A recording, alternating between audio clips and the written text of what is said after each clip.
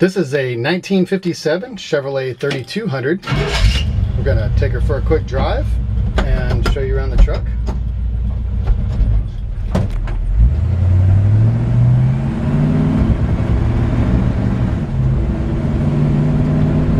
It's got the original 283 V8 in it, and the engine's been upgraded with a 4-barrel intake and a new Holley 4-barrel carburetor.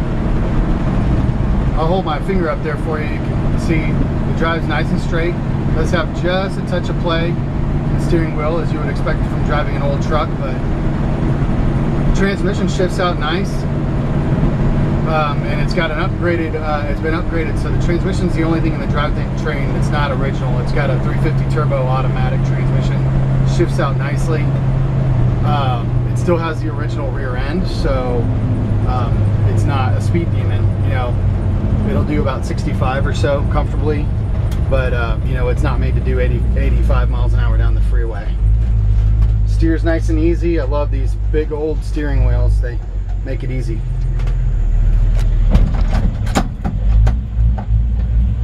I'm gonna put it in reverse here for just a second. Back up just a hair, so that's reverse working for you. Brakes stop nice and straight. I believe they were just serviced.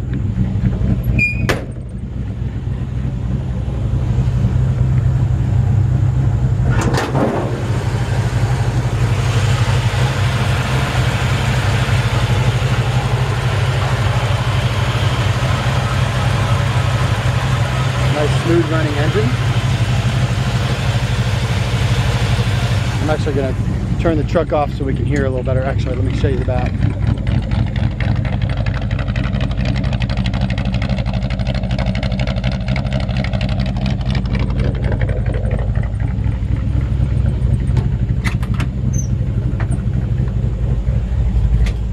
Shut the engine off, we can hear a little bit better.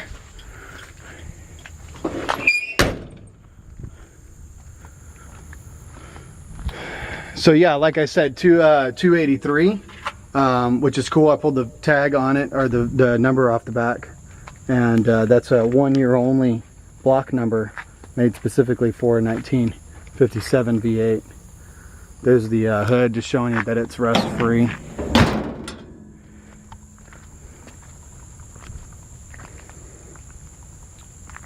This is a really pretty driver. And the paint is consistent from bumper to bumper. I'll do one walk around real quick, and then we'll go back around and look for bad spots. But really, overall, super straight body. I want to say I think this might have been a gentleman's truck. As we examine the bed, I just don't see the dents and dings that are typical for somebody using this as a regular work truck. The paint is consistent from bumper to bumper. Like I said, it's a really good looking driver quality paint job. When you get right up on it, there's some imperfections, but just want to take you around a little bit and see a couple of tiny little dimples on the front here that you probably could just barely see. You just got to really be looking. There's one there. Now looks like maybe when they put the hood back on after painting it, they scratched right there, and that's not unusual. Maybe, you know, a couple little spots that with just some touch-up paint, you know, would make it look, you know, perfect, I guess, for what it is. This driver's side front fender is in great condition, as well as the door, nice and straight. And all the steel on the outside is really straight, but the bottoms of the doors on this truck are rusted out. So if you get down here and take a look, you'll see there's a hole and it's rusted out along the bottom.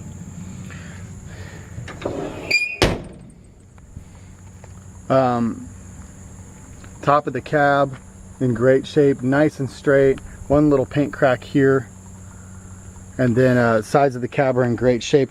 Outer cab corners that were replaced, and they look good. Inner cab corners are still rusty, and we'll show you those in a minute. This is what I'm talking about. Sides of the bed are in just immaculate condition, and just this rear fender is in great shape. There's no rust inside or out, and the inside of this bed is just in really good condition.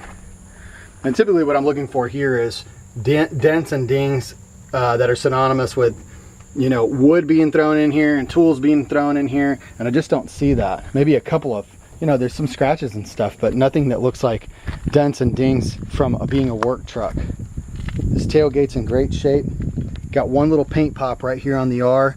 I think what happened is somebody dropped it and it hit the ball. Well, all it takes is one time for that to happen. Same thing on this side, just the side of the bed in great shape. This fender, the sides of the bed are nice and smooth, and you can see me in the, you know, my reflection in this vehicle. Cab corner on this side as well replaced. Bottom of the doors on this side as well, also rusted out. And this door sags just a hair. Just trying to show you that. Also missing the plate here on the for the hinge there. Couple little scratches here where you can tell where we're setting the door after the paint job, and this unfortunately happens sometimes where it wasn't set perfectly. That line's not 100% straight. This side and the fender looks really good as well. It's got good looking tires and brand new hubcaps and beauty rings. I think all the glass in the truck is new. I'm not going to say it's brand new like it was done in the past week, but it's not. I don't believe any of the glass in the truck is original. I think somebody went through and replaced all the glass. Weather stripping appears to be new. It's got a new set of windshield wipers. It's got an electric windshield wiper kit on the inside, which is really nice. Also, this bed is just a nice tongue and groove pine. It was installed and looks really sharp. I know that's not the factory original way to install a deck, or a bed, but it still looks really nice. Inside, the door panels are clean on both sides. Handles and windows roll up nice and easy. And like I said, all the glass is in good condition with no cracks. Top of the dash is a little scratched up, but I mean, just, you know, old paint and patina. And all the gauges on the original gauge, I believe, work except for the speedometer. Actually, I'm sorry, I don't think the temp gauge is hooked up either. I know for sure the speedometer's not. You can see somebody must have pegged it out at 90 at one point and it got stuck there. I'm kidding, kind of. Like I said, now somebody obviously put a CD player here in a while back. It's got electric wipers, so that's a nice upgrade. Work a lot better than the vacuum powered. So there's a little patch, just panel here to hide that, but there's actually right underneath the seat over here, yeah, inside this plastic bag under the seat is a brand new patch kit for this dash, and it actually starts right here at the top and replaces all three of these holes and goes all the way down, and it's made for the original radio. It does have a GMC horn button on it. It was the nicest horn button I had in my shop. I put that on instead of the old nasty looking Chevrolet one. The steering wheel is actually in pretty good shape. This seat cover appears to be new. The headliner appears to be older, or probably even original. It sags just a little bit, but it's still intact and in good shape. Step ups here are solid, and they're solid underneath as well. Hinge pockets appear to be solid on this side.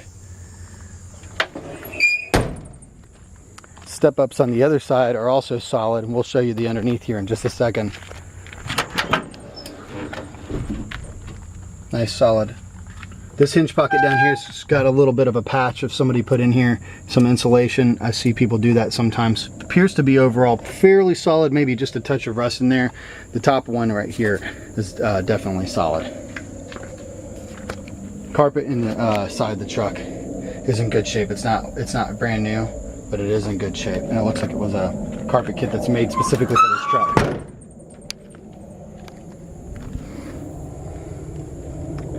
Inner fender well here on this side is in good shape.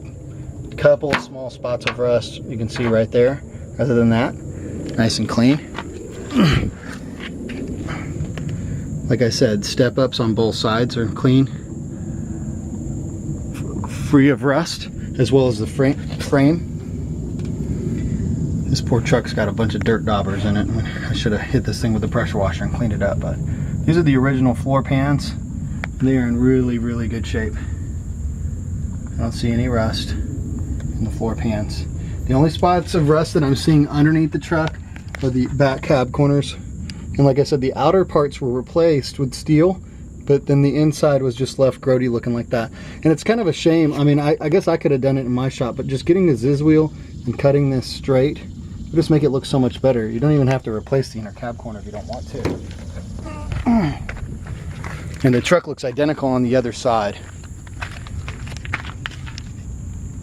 Nice, clean, rust-free step-ups. We've got some dirt in there, like I said. I didn't do an awesome job pressure washing the underneath of this. I've actually been driving it. We had it Inman Tractor Days this Saturday and Sunday, and they like it when we bring over an old truck or two. With all the rain we've had from the hurricane, it's gotten a little bit dirty underneath. Same thing in here, rust free. Inner fender wells.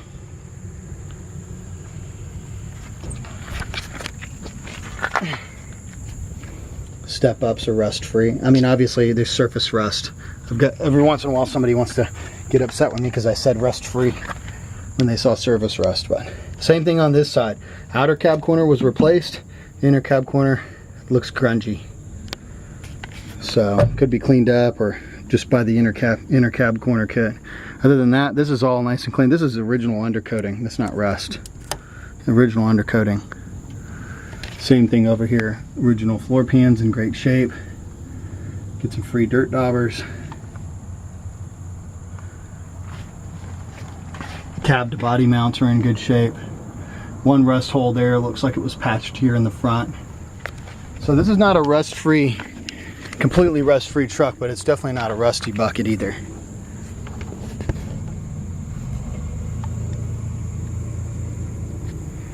And then again, mostly rust-free in here. There's just like one couple little spot right back there, just like the other side. So there you have it. She's a 1957 Chevrolet 3200 V8 automatic, and just a beautiful driver. Runs good, drives good, really ready for the road. I don't think it really needs anything to just be enjoyed like it is, and be a great truck to just keep on going with the project if you like to tidy up on little things and just enjoy while you do it.